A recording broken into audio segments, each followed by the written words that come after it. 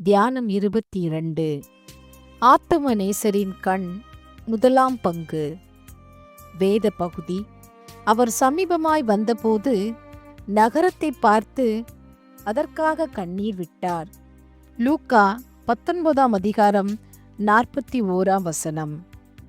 அவர் மாம்சத்திலிருந்த நாட்களில் பலத்த சத்தத்தோடும் கண்ணீரோடும் விண்ணப்பம் பண்ணி வேண்டுதல் செய்தார். எபிரேயர் 5ஆம் அதிகாரம் 7ஆம் வசனம். கப்பலின் பின்னணையத்தில் அவர் தலையணையை வைத்து நித்திரையாயிருந்தார். அவர்களுடைய இருதய கடினத்தின் நிமித்தம் அவர் விசனப்பட்டு கோபத்துடனே சுற்றிலும் இருந்தவர்களை பார்த்தார். மார்க் 8ஆம் அதிகாரம் 5ஆம் வசனம். போதனை.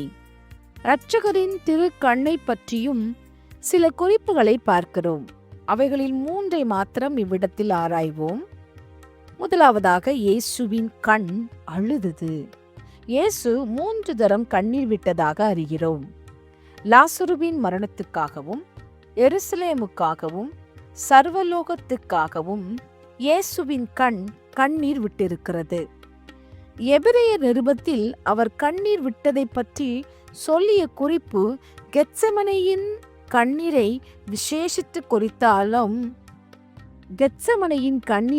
விசேஷித்து குறித்தாலும் மாம்சத்திலிருந்த நாட்களில் என்ற வார்த்தைகள் அவர் ஜீவ காலத்திலெல்லாம் சர்வலோகத்துக்காக தாம் ஏற்றுக்கொண்ட பெரிய வேலையை நினைத்து கண்ணீர் விட்டார் என்று காட்டுகிறது.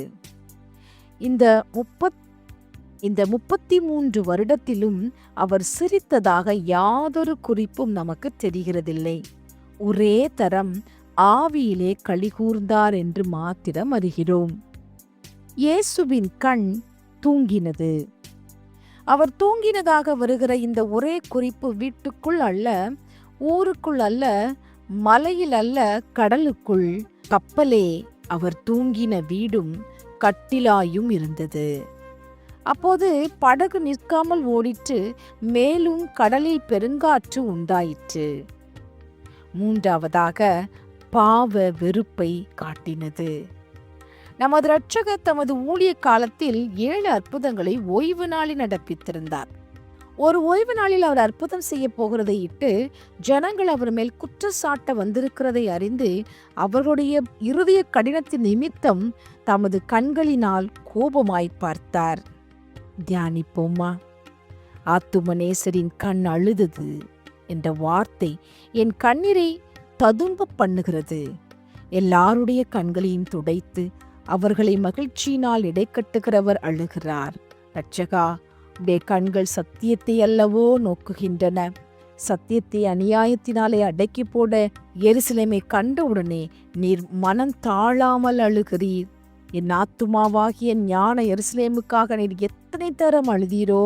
என் இருதய கடினம் உம்மை அழச் செய்து உமது திரு கண்களை நீராக பிழிகிறது. எனக்கு கிடைத்த இரட்சணிய காலத்தை நான் ஆதாயப்படுத்திக் கொள்ளவில்லை என்கிற ஆற்றாமை உமக்கு உண்டு. நானோ வெயிலில் வைக்கப்பட்ட களிமண்ணை போல கெட்டியாகி கடின இருதயம் அடைகிறேன். நீரோ எனக்காக நெருப்பிலிட்ட மெழுகை போல உருகி அனுதாபப்பட்டு கண்ணீர் சொரிகிறீர். ஏனெனில் என் அழிவின் தன்மையை நான் அறியாவிட்டாலும் அது உமக்கு நன்றாய் தெரியும். உம்முடைய ஆவி என் நிமித்தம் பட வேண்டியதை எல்லாம் சகிக்க மனதுள்ளதாயிருந்தது.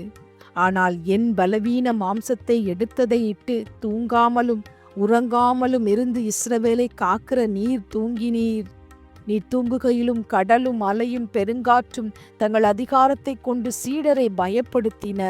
இரட்சகா, இதை நான் அடிக்கடி என் ஆத்துமாவில் உணர்கிறேன்.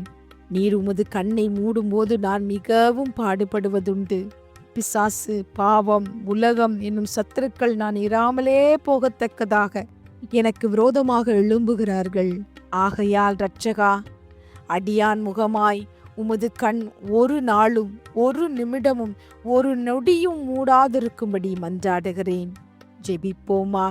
இரக்கமுள்ள இயேசுவே, பாவத்தை பாராத சுத்த கண்ணனே, சத்தியத்தை நோக்கும் நீதி உள்ள தேவனே, பாவியாகிய என் மேல் இரக்கமாயிரும்.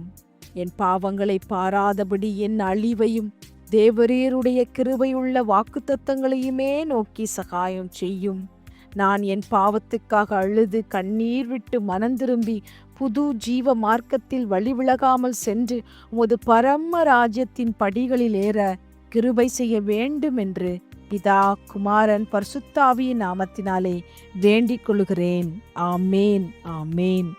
அழுத கண்ணை ஆனந்த கண்ணாக மாற்றும் என் இரட்சகருக்கு ஸ்தோத்திரம், எந்நாளும் ஸ்தோத்திரம்.